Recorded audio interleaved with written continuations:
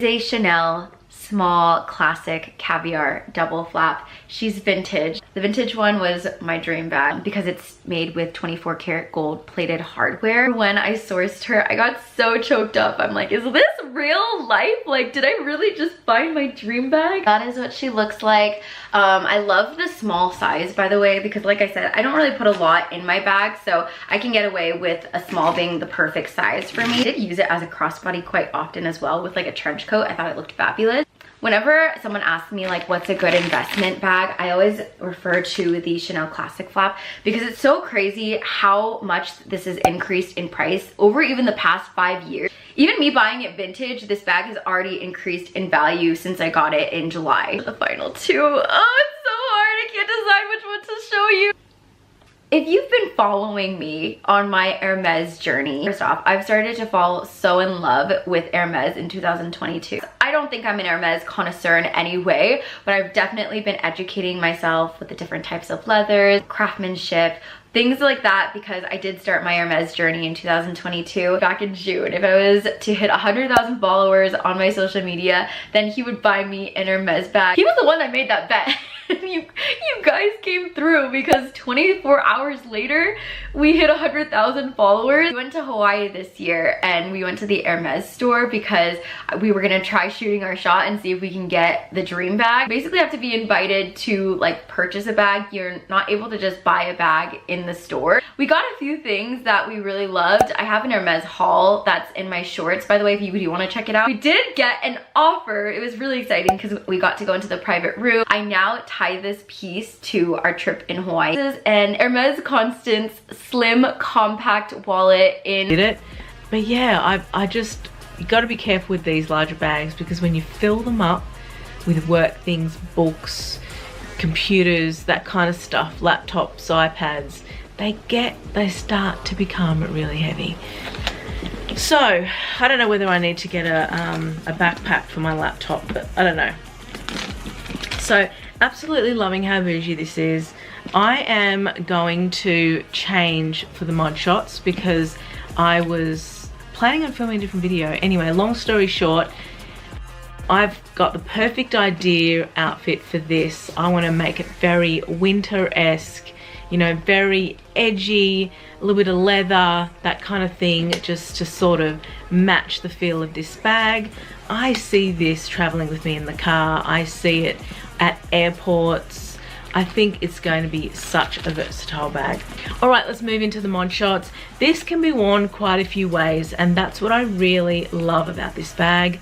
Firstly, you can just hand hold it, carry it to the car, carry it out of the car, carry it into work.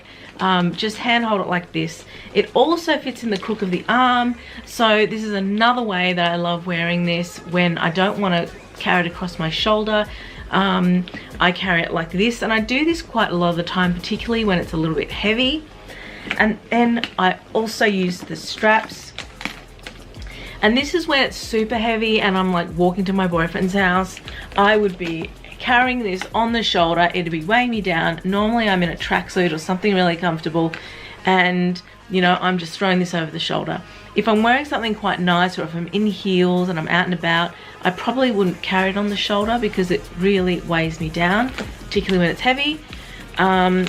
So yeah, but I have found like my use of this bag, I don't really carry it on the shoulder that much, so that's really good. I also use this bag for photo shoots, like to help me cut things for photo shoots. Like if I'm going to a location and I need to carry 3 pairs of shoes and some accessories and, you know, all my filming gear.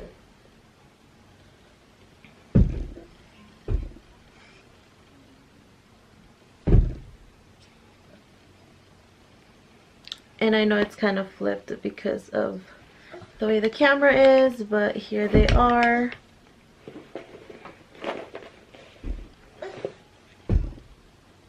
Can you guys tell which one's fake and authentic? So if I didn't have the real one, I definitely wouldn't have noticed. But first giveaway is the leather. So this is way smoother and shinier, and this is more textured. If I'm being honest, I do like this, like the texture of this better, but just because this looks so delicate, and this is my first day having it, and you can see that it's already like some scratch marks on there, maybe my ring or something. But yes, so the leather is your first giveaway, and your hardware isn't really like that different. Can you guys see? It looks very similar, but another thing is the shape. So this is the real one, and this is way more rectangular opposed to this one where the base is more rounded. So right here, it's definitely more rounded. Interior features are very similar. The waves and the way the leather is carved. The same button closure. The D-ring also is very similar. Look really close. The hardware is a bit different, and the font is also a little different. I hope you guys can see that. You see the font is different, and the gold tones are a little different. This one is shinier, and this is more antique looking.